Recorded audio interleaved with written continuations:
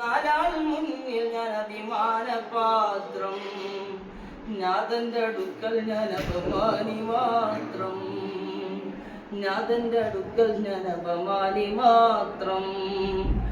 മാപ്പരുളേണം തങ്ങളെ, മാതിയായി ചേർത്തിടാമോ ഞങ്ങളെ, മാപ്പരുളേണം തങ്ങളെ, മാതിയായി ചേർത്തിടാമോ ഞങ്ങളെ.